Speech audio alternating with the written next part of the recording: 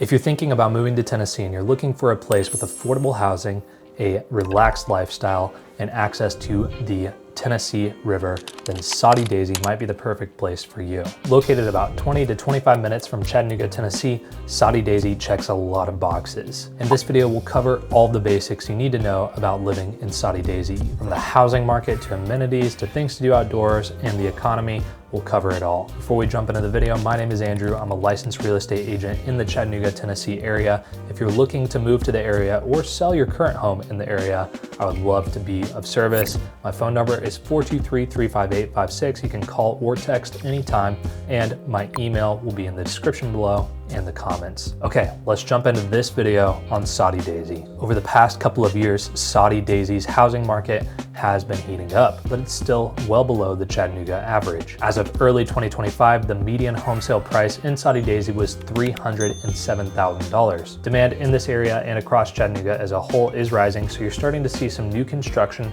pop up in the Soddy Daisy area. Now, when I talk about Soddy Daisy to people that haven't been to Chattanooga or are not very familiar with the area, they tend to imagine it being a smaller area. That's not the case. It is quite expanded. It is a very large area. You have part of it all the way down by the lakefront.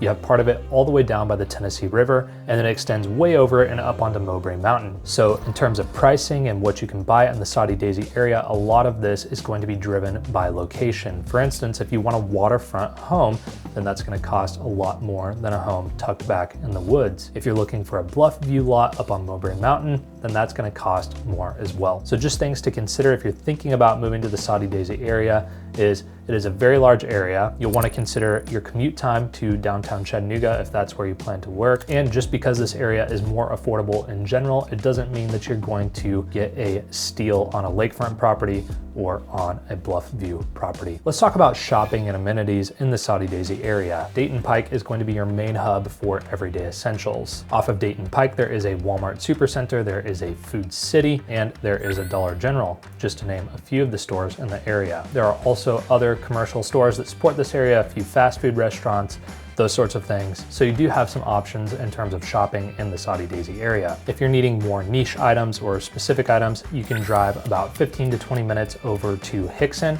There's the Northgate Mall there that's anchored by Belk. You have stores like TJ Maxx, Ross, Marshalls, and a bunch of your chain restaurants ranging from Olive Garden to Panera to, I think there's an Outback Steakhouse there. There really is a lot of options close by to Soddy Daisy and Hickson. In terms of restaurants in the Soddy Daisy area, here are a few honorable mentions. There's Dahlia's Mexican Food, which is apparently the best Tex-Mex in Soddy Daisy. There is Wemby's Country Restaurant, which has your Southern comfort food. There's Rico's Pizzeria, and then there is Steve's Landing Waterfront Grill. A number of my friends have boats and like to get out on Harrison Bay, and oftentimes they'll go all the way up to Steve's Landing in Soddy Daisy for the food up there. Okay, let's talk about outdoor activities and things to do in the Soddy Daisy area. As I've mentioned, there is part of Soddy Daisy that is on the waterfront. It's along the Tennessee River and has access to Harrison Bay. So if you're into boating, kayaking, fishing, all those sorts of activities and sports, then you can do that from Soddy. In fact, you can even find waterfront property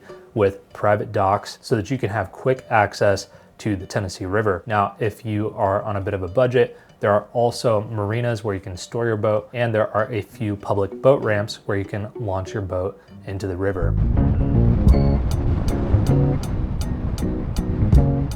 Ladies and gentlemen, I'm here at Harbor Lights Marina in Soddy Daisy, Tennessee. This is a very large marina. I did not realize how much storage there is back in there, but the marina goes way back there into this inlet, and then you've got storage for some of the larger boats right out here front. Wow. This is getting me excited for summer. I don't own a boat. A dream one day, hopefully. This is beautiful, man. Lake life in Chattanooga. This is absolutely gorgeous. Right next to the marina, there is a very prestigious looking neighborhood, and there are several waterfront homes right on the lake there. So I'm gonna go see if we can check that neighborhood out.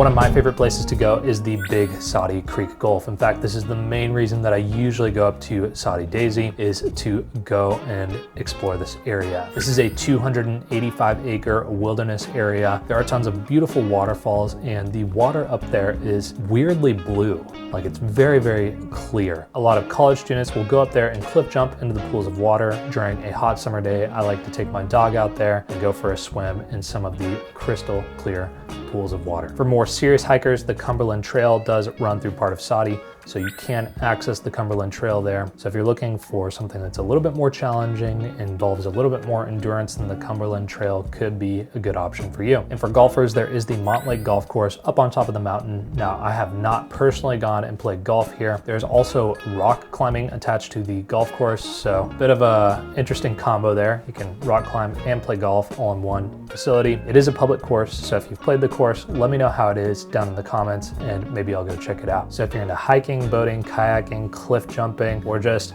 relaxing and enjoying the beautiful outdoors, then Soddy Daisy is really a bit of paradise. Something I didn't know about is up in Soddy Daisy, just off of Dayton Pike, is the Veterans Park. And at Veterans Park, you have a couple of ball fields right back here behind me. So you've got, softball, baseball back there. And then right over here in front of me, we've got these courts. You've got 2 basketball courts, full-size basketball courts. And then there is also a pickleball court and a tennis court with a pickleball court inside of it that kind of doubles up as a pickleball court. So these are very nice courts. It's pretty cool that this is a public amenity here. Also, there is a dog park back there, and then back this way, there is a playground and a walking track, and then a community pavilion space. So if you want to come out, have a picnic on the weekend, take the kids out to the park and enjoy some sandwiches at the park, then you could totally do that.